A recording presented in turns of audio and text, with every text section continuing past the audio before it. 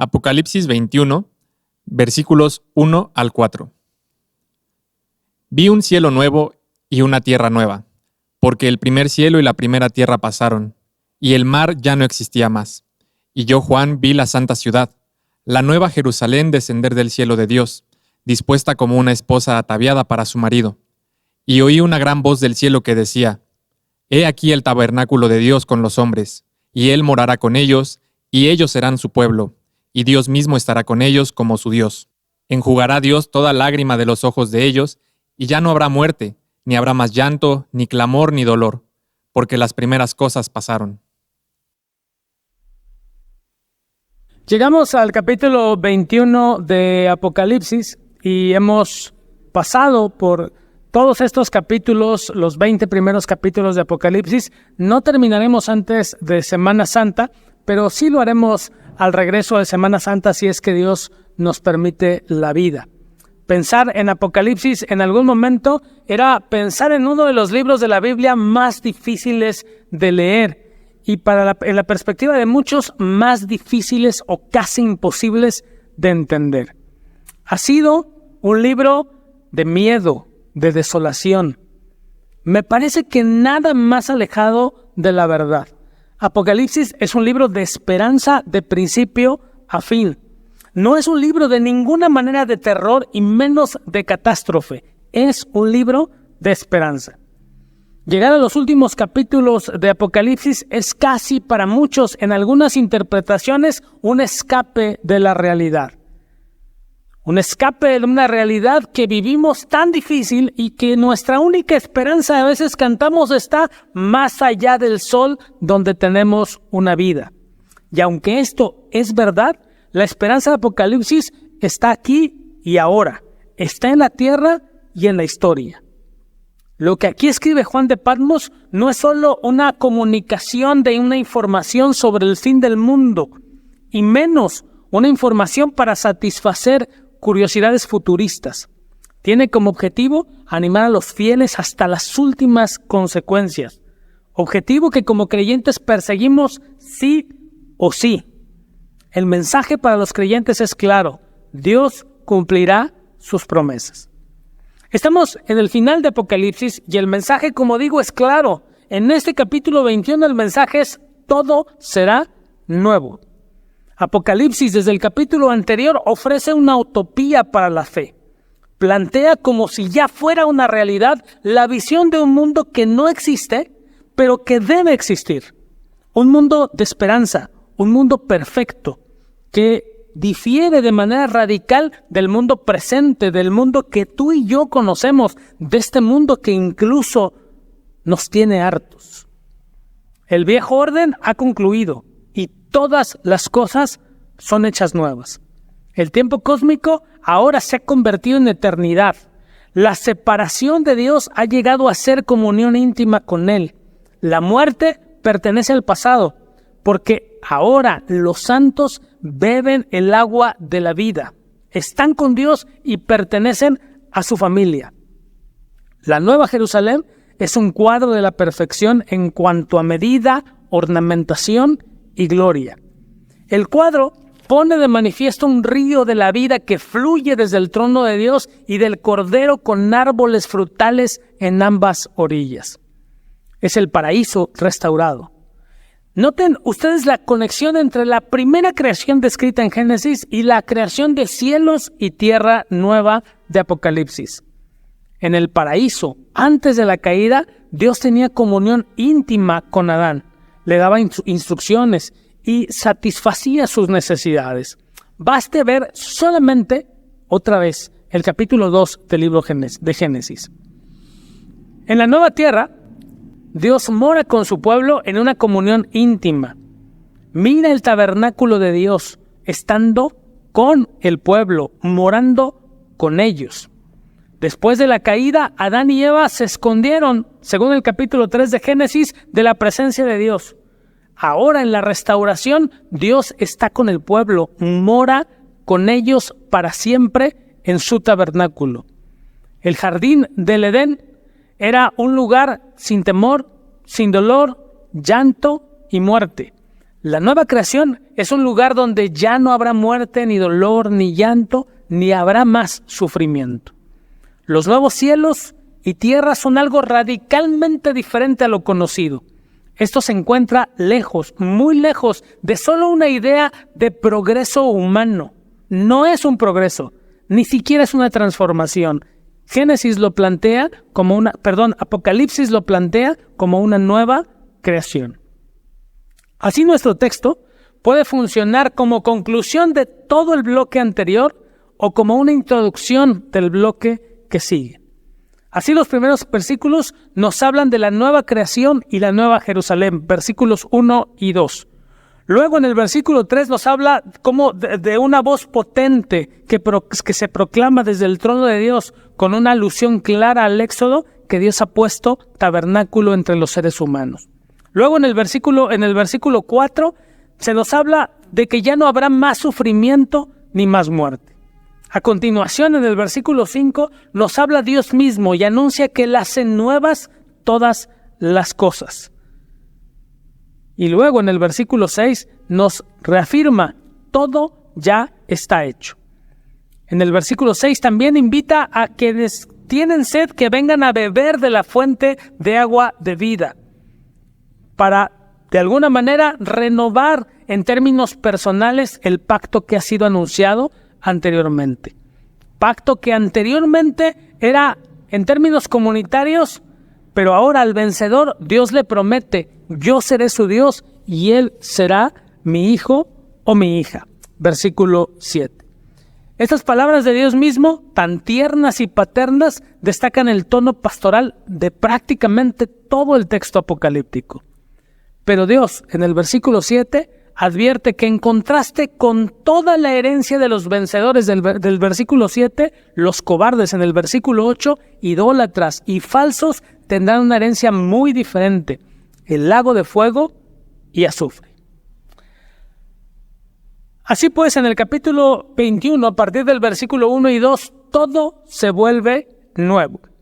Dice el texto: vi un cielo nuevo y una tierra nueva, porque el primer cielo y la primera tierra pasaron, y el mar ya no existía más. Y yo, Juan, vi la santa ciudad, la nueva Jerusalén, descender del cielo de Dios, dispuesta como una esposa ataviada para su marido. Juan recurre a las escrituras del Antiguo Testamento mediante alusiones específicas a Isaías 65 y 66, donde Dios dice que creará nuevos cielos y nueva tierra, y que las cosas que pertenecen al pasado ya no se recordarán ni vendrán a la mente. Juan escribe la palabra nuevo 9 veces en Apocalipsis. 4 de ellas aparecen en este capítulo 21. Así que este adjetivo se vuelve algo importante porque transmite el significado de algo que es nuevo, pero que tiene su origen en lo anterior. El nuevo pacto surge del antiguo pacto. El nuevo mandamiento sale del antiguo. La nueva Jerusalén tiene su raíz en la antigua. El nuevo hombre es una transformación del viejo hombre. Y el nuevo cielo y la nueva tierra se basan en los anteriores. De ahí que el nuevo cielo y la nueva tierra que aparecen en la consumación no deben identificarse como un segundo cielo y una segunda tierra. Esta, una interpretación muy frecuente. Son evidentemente cualitativamente diferentes de las anteriores por cuanto describen la morada santa y perfecta de Dios y de su pueblo. Es interesante la frase "y el mar ya no existía". Puede significar, así como las configuraciones previas del cielo y de la tierra desaparecieron, tampoco existirá el mar en sus límites actuales, pero tampoco significará el terror que sabían y entendían los pueblos cuando venían y veían la invasión de Roma sobre su tierra. El término mar entonces tiene esta connotación metafórica que se refiere a la visión de las aflicciones del pueblo de Dios que recibía de parte de aquellos que los perseguían. Lo que queda claro es que la creación entera ha sido hecha salva. Ya no hay fuerzas que la puedan someter y dañar. La nueva creación está marcada por el surgir, porque surge en el momento en el que hay ausencia de fuerzas que se opongan a Dios y que amenacen la vida de la creación. El capítulo anterior nos muestra cómo Dios sometió el mal. Para el capítulo 21 ya no hay entonces ninguna fuerza que se oponga a esta nueva creación. Al igual que en Génesis, la visión no inicia con el ser humano, sino con la creación. La nueva humanidad aparecerá después, pero para que esto sea posible es necesaria la recreación de este cielo nuevo y de esta tierra nueva. Este es un poderoso símbolo ecológico. La naturaleza que gemía a causa del pecado ahora ha sido liberada y puesta en plenitud, cosa que no había sucedido desde el Edén. Juan menciona de paso la ciudad santa, porque más adelante, en el capítulo de los versículos 9 al 14, ofrece una descripción detallada de esta ciudad. Cuando Juan utiliza el término ciudad santa en Apocalipsis, insinúa que la Nueva Jerusalén es el lugar donde Dios mora con su pueblo. En consecuencia, es una muy buena manera de continuar la descripción. La Nueva Jerusalén, que aparece en este capítulo, desciende del cielo desde Dios. Esta ciudad proyecta permanencia, seguridad, belleza y plenitud. Se origina del cielo y procede de Dios, a quien le place, a quien le agrada morar con su pueblo. En Apocalipsis, el nombre Jerusalén solo se encuentra aquí y en el capítulo 3 del mismo libro. Y es una alusión no a la capital de Israel, sino a la ciudad espiritual de Dios. Esta nueva Jerusalén, llena del pueblo de Dios, desciende, como dice el texto, del cielo a la tierra, con lo cual el cielo y la tierra ahora se convierten en una sola cosa. El otro símbolo que utiliza es el de la boda, para la cual, dice el texto, la novia, que es la iglesia, está lista, ataviada, hermosamente preparada, y la boda está a punto de comenzar. Y desde este momento en adelante, el esposo y la esposa permanecerán juntos para siempre. No como el capítulo anterior, donde se muestra el principio de la boda y cuando llega el novio llega vestido para la batalla. En el capítulo 21, ahora el novio está listo para permanecer junto con su esposa para el resto de la existencia. El versículo 3 dice: y oí una gran voz del cielo que decía: he aquí el tabernáculo de Dios con los hombres, y Él morará con ellos, y ellos serán su pueblo, y Dios mismo estará con ellos como su Dios. Lo que se enfatiza no es quién habla, sino el mensaje de gozo. La voz llama la atención de la unidad de Dios con su pueblo, expresada en la imagen del tabernáculo del Antiguo Testamento. El escritor alude a un pasaje bien conocido en el que Dios, hablando acerca de un pacto eterno con su pueblo, dice: para siempre colocaré mi santuario en medio de ellos, habitaré entre ellos, y yo seré su Dios, y ellos serán mi pueblo. Este texto es un hilo entrelazado, es un hilo que va conduciendo desde el Antiguo Testamento, pasa por los profetas, llega hasta Jesús y finalmente aparece al final para engarzar de manera absolutamente elegante todo lo que desde el principio se había dicho. Este hilo conductor engarza todo lo que desde el principio se ha establecido.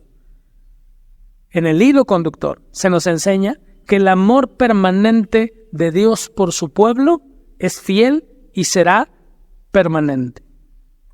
En un pasaje anterior, en el capítulo 13, versículo 6, Juan había utilizado ya la ilustración de Dios que mora en su tabernáculo celestial, rodeado de su pueblo, donde está la gloriosa presencia de Dios. Pero este tabernáculo está allá en el cielo. El tabernáculo en el desierto que conocemos a través de las Escrituras contenía el lugar santo donde moraba Dios. También el templo de Jerusalén tenía un lugar sagrado detrás de la cortina donde se asumía moraba Dios. Pero ni en el desierto ni en Jerusalén vivieron Dios y su pueblo bajo el mismo techo. Ahora, nota cómo cuando Jesús viene se establece literalmente que Él levantó su tienda entre nosotros, una tienda en medio del desierto. Y cuando nosotros entendemos que Jesús vino y moró entre nosotros, eso es lo que hace más llevadera y ligera la adversidad. La tienda simbólica en la que Dios y su pueblo moran no es una representación de un refugio temporal. El símbolo sugiere el privilegio que tiene su pueblo de vivir ahora bajo el mismo techo de Dios. En el Antiguo Testamento, solo el sumo sacerdote podía entrar al lugar santísimo, y eso solamente una vez al año. Ahora, su pueblo, en Apocalipsis, está siempre ante su presencia. El énfasis en este versículo está en Dios, porque Él es quien hace posible todas las cosas, y Él es el que hace posible que los seres humanos puedan estar en su presencia. Él es su Dios y ellos serán su pueblo para siempre. Sí, nosotros, tú y yo seremos su pueblo y Él es nuestro Emmanuel, Dios con nosotros. Sí, Él y solo Él es nuestro Dios. Vivir en su presencia, entonces, es vivir plenamente. Cuando Él nos atrae a su amor es cuando realmente nos da vida nueva. La plenitud es cosa solamente de tiempo. Si has sido atraído por Él, entonces vives en plenitud. Pero esta plenitud gloriosa es solo cuestión de tiempo. Por favor, no desesperes. El tiempo llegará. A continuación, el versículo 4 dice: enjugará a Dios toda lágrima de los ojos de ellos, y ya no habrá muerte, ni habrá más llanto, ni clamor, ni dolor, porque las primeras cosas pasaron. La plenitud de vida se define no solo por lo que es. Sí es una comunión perfecta y eterna entre Dios y con el prójimo, sí lo es. Pero ahora en Apocalipsis también esta vida plena se define por lo que no es. Por lo que no hay. No hay más mar, símbolo del desastre. No más lágrimas, no más muerte, no más llanto, no más lamento, no más dolor, no más maldición, no más noche. Este es en realidad un grito que hoy podemos traducir como ni una más, ni uno más. Y así es, no habrá ni uno más. No habrá ni una más.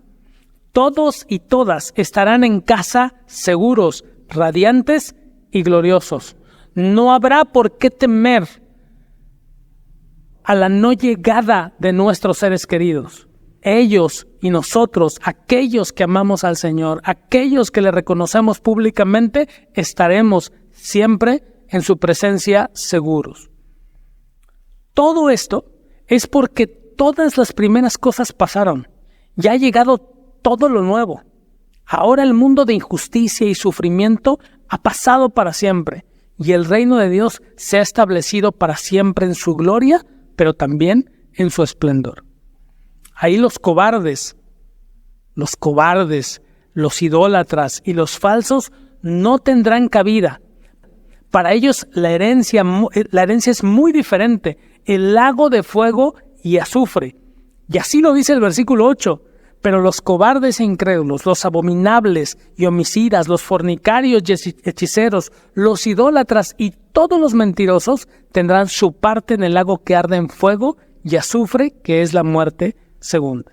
Aquí se habla de aquellos que no pueden heredar la vida eterna, que fueron sellados por la bestia y que fueron leales a su proyecto. Estos no moran ni morarán en el tabernáculo.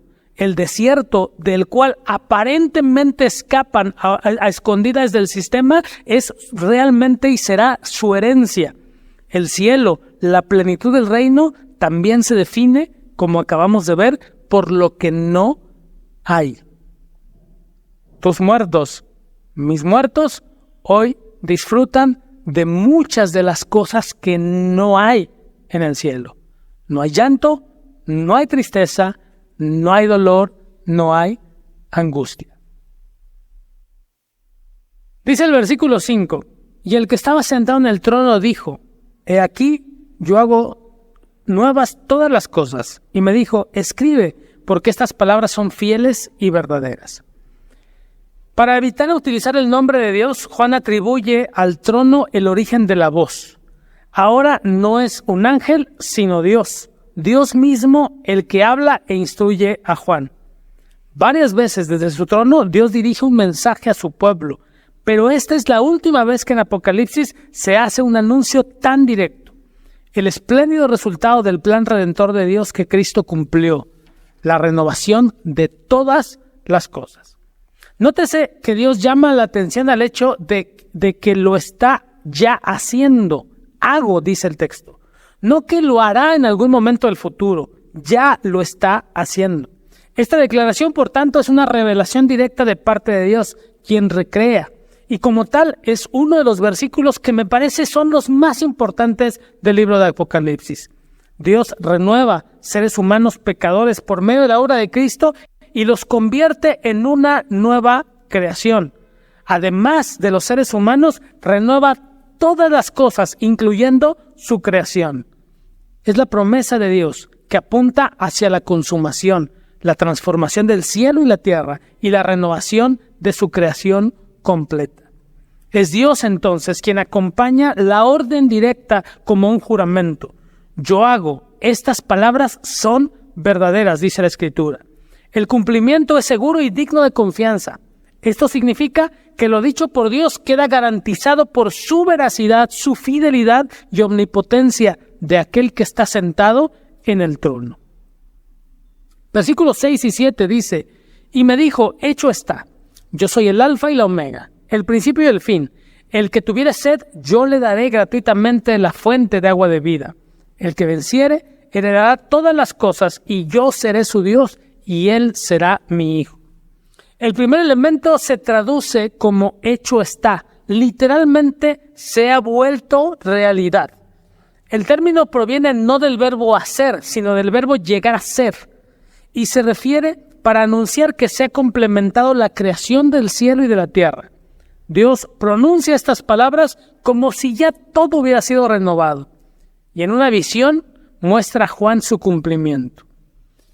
Este es un texto que se parece a la expresión de Jesús que veremos ahora en Semana Santa, consumado es. Esta expresión del crucificado garantizó que con su propia vida la obra había sido concluida. ¿Qué seguridad y qué confianza más grande nos inspira esta exclamación? El futuro para ti y para mí que creemos en Jesucristo no es una incógnita incierta, no es un enigma que cause ansiedad. Nuestra esperanza está fundamentada en el Dios que está sentado en el trono, en el Alfa y la Omega, el que hace todas las cosas nuevas. Y todavía agrega el texto, daré gratuitamente de la fuente de agua de vida. El agua en la Biblia es un símbolo frecuente para la vida, el vigor, la frescura y el refrigerio. Y es por eso que el Salmo 23, conocido por todos, dice, junto a aguas de reposo me pastoreará. A la samaritana Jesús le prometió agua de vida, de la que si bebe nunca más volverá a tener sed. En las fiestas de los tabernáculos, en el que el agua era esencial, Jesús dice, si alguno tiene sed, venga a mí y beba. El lenguaje del agua es un lenguaje de esperanza para los cristianos amenazados en Roma, pero también para los cristianos amenazados por la falta de agua en la Ciudad de México, en México y fuera de este país. No sé si a ti te esté pasando, pero el agua está escaseando. No sé si ya hayas tenido que comprar pipa para tu casa o para el edificio donde vives, pero cuando no hay agua, entonces empieza a haber zozobra. El lenguaje entonces del agua es un lenguaje de esperanza. Dios ofrece el agua de vida, que es literalmente la vida eterna, a todo aquel que esté sediento, a todo aquel que tenga necesidad. La pone a disposición además, pero lo hace sin costo. El Antiguo Testamento interpreta el agua en el sentido espiritual como un don gratuito de Dios. Por ejemplo, Isaías capítulo 55, versículo 1, ahí Dios ofrece el agua sin pago alguno. Este don gratuito procede directamente de la fuente de vida, a saber, de Dios mismo. Conocerlo a Él no consiste en no tener sed, sino en tener una fuente inagotable de agua para la vida, para satisfacer plenamente la vida. Es una satisfacción sin límite. Conocer a Dios, tener una relación íntima con Dios, no es no tener problemas, es tener la mano fuerte, incansable, inagotable para la vida eterna. El pacto ahora se ve entre Dios como Padre y sus hijas y sus hijos. El enfoque filial en los pactos, si ustedes revisan los pactos del Antiguo Testamento, es muy poco frecuente. Esta forma parece ser tomada del pacto que Dios hace y de la promesa que se le hace al rey Salomón. Y se extiende a todo aquel que ha sido vencedor y que será vencedor en Cristo. Es muy alto nuestro privilegio de ser llamados hijos de Dios. Dios no solo hace pacto con un pueblo y con todos los pueblos o con una comunidad, sino que hace un pacto personal con cada uno de sus miembros, con cada uno de los miembros de su familia. Hay una relación directa entre ser hijo de Dios, porque además ser hijo de Dios significa ser heredero. El Espíritu de Dios, entonces, nos permite clamar en nuestro corazón, clamar en nuestros labios y expresar con nuestros labios, Abba, Padre. Así, Abba, papacito. Así que lo que establece el libro de Apocalipsis es que ya no eres esclavo, sino ahora eres hijo. Y si eres hijo, entonces eres heredero. Y si eres heredero, entonces solo es cuestión de tiempo, porque el día vendrá, la hora vendrá, cuando verás el cielo nuevo y la tierra nueva. El día y la hora llegará cuando estarás en una presencia absoluta, permanente y satisfactoria delante de tu Dios, donde ya no habrá llanto, no habrá tristeza, no habrá dolor, y todas las cosas viejas ahora sí, literalmente, han pasado. El desierto aún está frente a nosotros, pero acampa junto a nosotros aquel que ha vencido la muerte. Ha prometido estar contigo, ha prometido satisfacerte en todo lo que necesites. Y esto solo es una primera entrega de lo que serán verdaderamente los cielos y la tierra nueva. No desesperes, el tiempo llegará sí o sí. Y entonces los vencedores estaremos delante de la presencia de Dios, no más como esclavos, sino como hijos rescatados con la sangre preciosa de Jesús. Que el Señor bendiga a su pueblo hasta el final.